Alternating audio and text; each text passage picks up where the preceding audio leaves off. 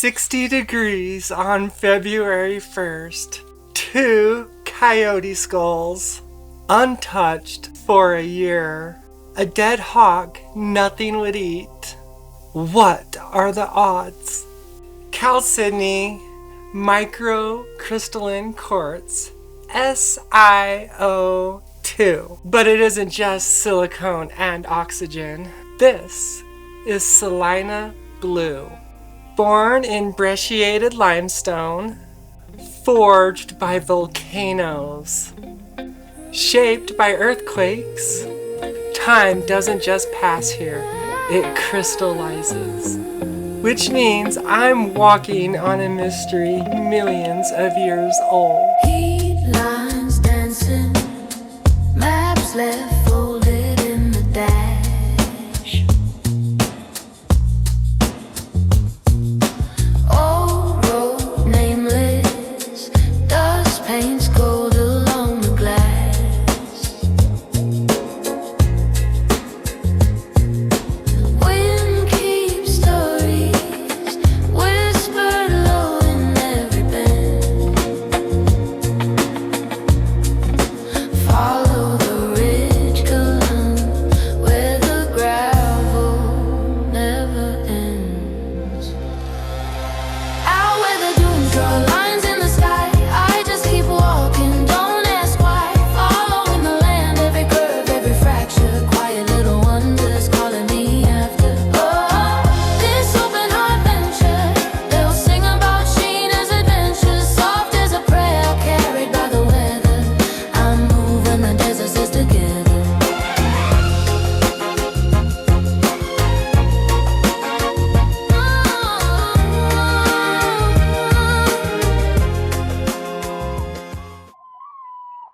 So welcome to Sheena's Adventures. Today I am at one of my favorite places in the entire world. I am back at the Blue Chalcedony site. I am near Salina, Utah, and it's known as the Salina Blue Chalcedony. I call it Coyote Blue because I found a coyote skull out here, and you already saw the footage of it. So.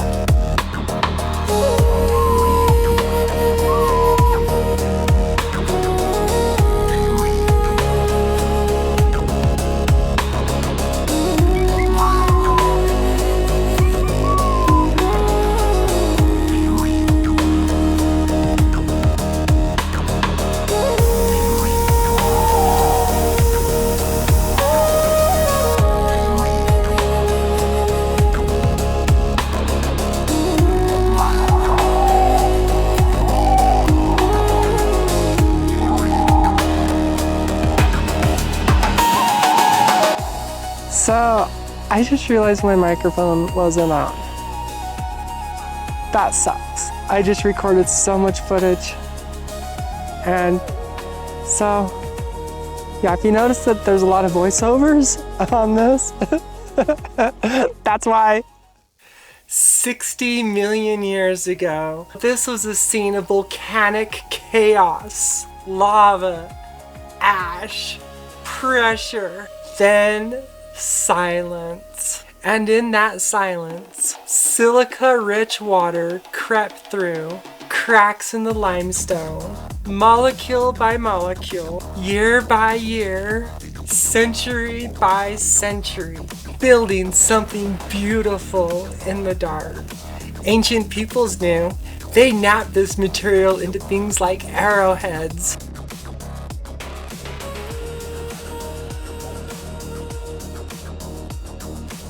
And now, thousands of years later, here I am, following the same blue, holding the same stone, connected across time. You can't just find this anywhere. Salina Blue appears only in a few square miles of Earth.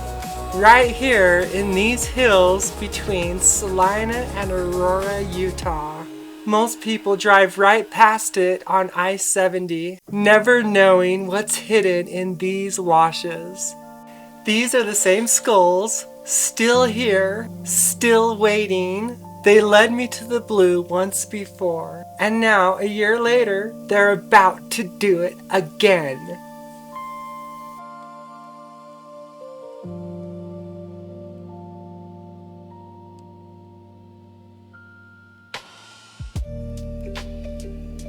A 1,000 years ago, people walked this exact hillside. The Fremont, they weren't just passing through, they were hunting. They lived in pit houses just 20 miles from here in Clear Creek Canyon, and they knew something about this bluestone.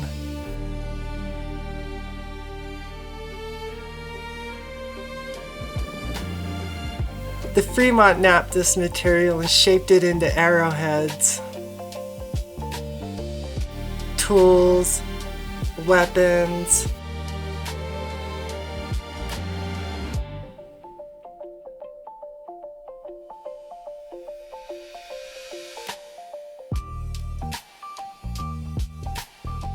They chose this stone. Out of everything in this hill, they chose this blue. Just west of here in Redmond, there's something else the Fremont valued. Salt. Ancient salt from the Jurassic Sundance Sea. The same sea that created this Chalcedony. Pushed up from 5,000 feet below by the same forces that created these hills. And over 1,300 years ago, the Fremont traded salt to Mesa Verde, 300 miles away. Think about that. 300 miles on foot carrying salt. Because it was that valuable, they had trade networks spanning across the entire Southwest. Turquoise from the distant mines, obsidian from the mineral mountains. This wasn't a primitive people.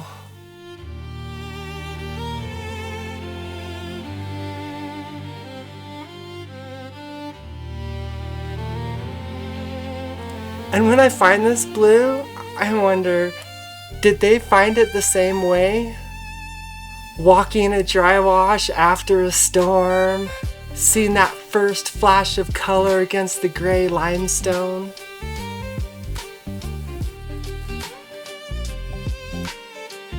Did they know in that instant that they'd found something special?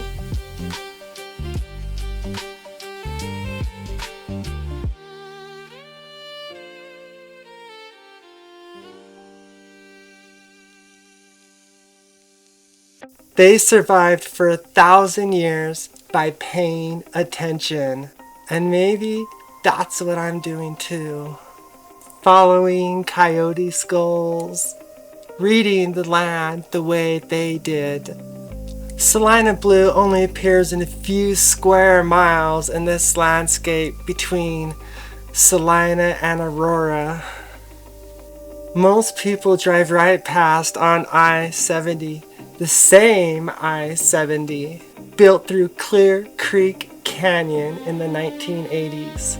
The same canyon where they found Five Finger Ridge, the largest Fremont village ever discovered, buried under the path of progress. The ancient people knew.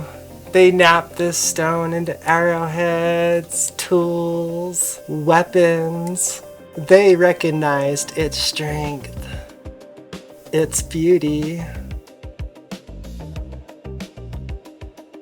And now, thousands of years later, here I am, following the same blue, holding the same stone, connected across time. The Fremont are gone. Their villages are dust, but the bluestone remains. Still here, still waiting to be found, still beautiful. February 1st, 2026.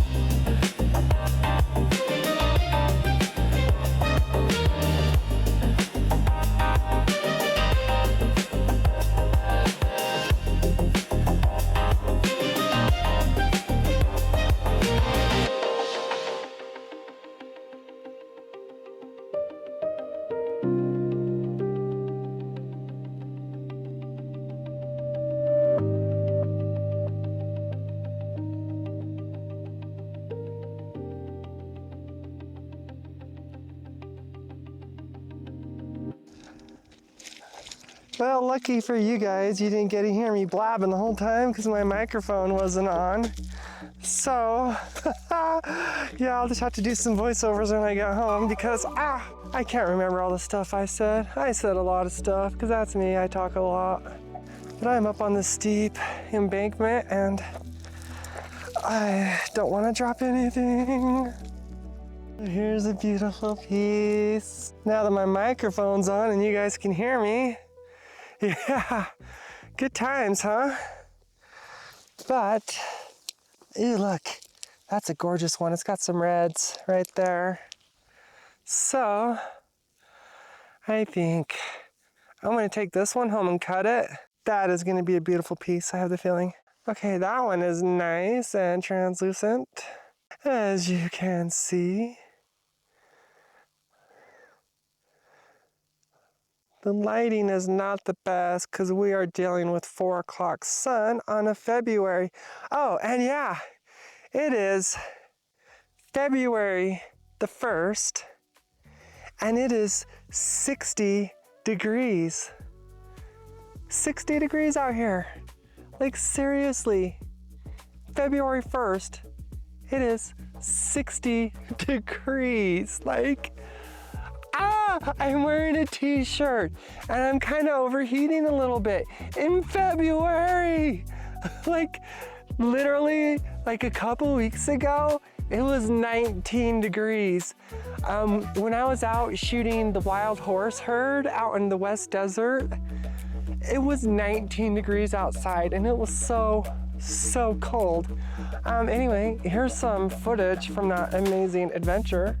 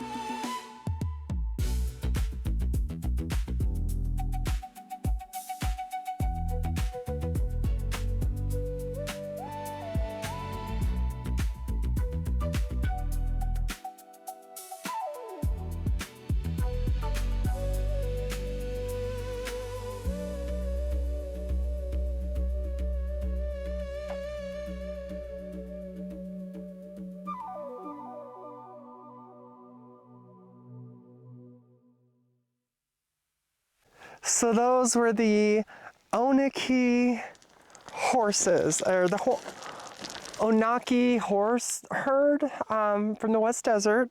They are not technically wild horses. They are feral horses because once upon a time they were domesticated, and I believe it was the Spanish that brought them here, the conquistadors. And you know, as they were doing their thing out on the West Coast, some of the horses got away, or you know, maybe some of the indigenous people, you know, let some of them loose to get back at the Spanish for all their deeds. So yeah, really cool. And they've been out in the West Desert for like 500 years. And I was like, I'm gonna drive out and get some footage of them. And I had a friend with me, and you guys, we drove right to them. It was amazing. We saw like, well, you saw them. There must have been like 50 plus horses. So in my last video, when my truck broke down, oh wow, look at that. That's a druzy. That's a keeper. Oh wow. So yeah, in my last video, when my truck broke down, when I was out looking for the pigeon blood agates, it was pretty serious, you guys. I ended up having to put a whole new engine in my truck. Yeah. That's right, I had to put a brand new engine in my truck. So here I am on the 1st of February. I finally got my truck back a couple weeks ago, and I am back at it. So have no fear, Sheena is back. Oh wow, look at that. Oh my gosh, you guys. Ah, yes, that is so awesome. Oh look, here's one of the purple ones. Yes, okay, these are the keepers. These are the keepers. I mean, I love the blue, but I have so much blue at home already that I've collected. But I'm kind of more interested in the ulites and these purple ones. Isn't that gorgeous? I think that's absolutely gorgeous. Ooh, look, there's a nice translucent one. Love it. Nice. So yeah, now that my truck is back on the road and I've got the new engine in and she's purring like a kitten, I am back at it. Here's another beautiful, beautiful piece. Ah, so exciting. Yes, I absolutely love these. And I'll bet these would make beautiful, beautiful calves. Look at this one. Ooh, that is gemmy. Oh, nice. Gorgeous, gorgeous, gorgeous. Okay, so I think that's pretty much gonna do it for today. The sun's already starting to get low in the sky.